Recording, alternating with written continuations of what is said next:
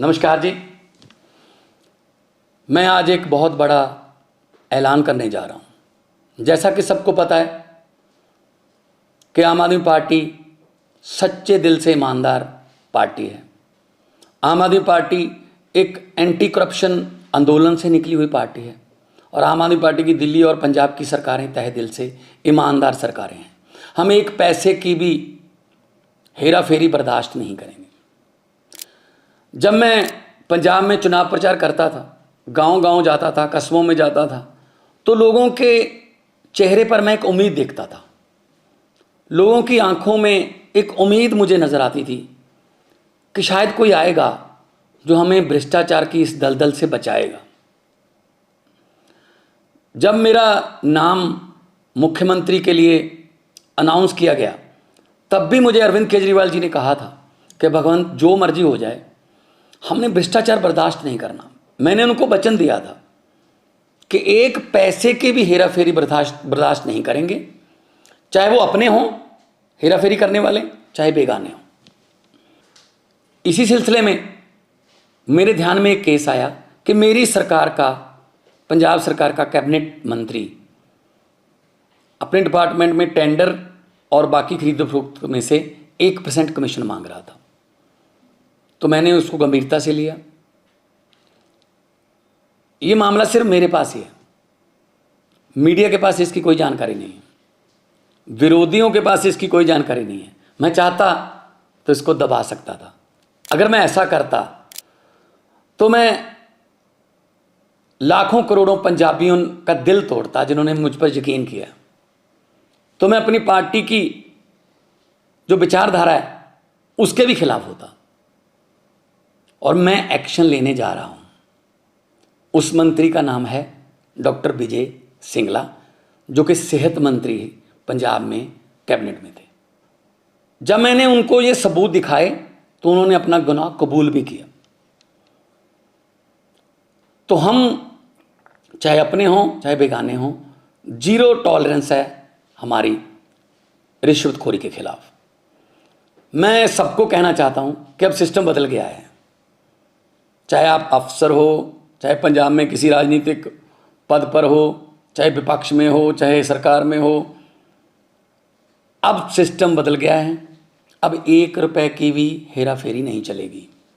हम 1%, लोगों का 1% पैसा भी बचाएंगे। लोगों की जेबों पर डाका नहीं डलने देंगे। और ये इतिहास में दूसरी बार हो रहा है। 75 साल इतिहास हो गया देश का, आज़ादी को बाद 75 साल हो गए। ये दूसरी बार हो रहा है इतिहास में। पहले 2015 में अरविंद केजरीवाल जी ने अपने फूड सप्लाई मिनिस्टर को 5-6 लाख रुपया ऑडियो पर मांगते हुए, उसी ऑडियो को सुनकर उनको मंत्रिमंडल से बर्खास्त किया और केस सीबीआई को दिया। और आज पंजाब सरकार ये फैसला लेने जा रही है। कुछ विपक्षी पार्टियां वाले ये सवाल उठा सकते हैं कि जी देखो, 2 महीने में ही भगवंत मान की सरकार में एक करप्ट मंत्री पकड़ा गया।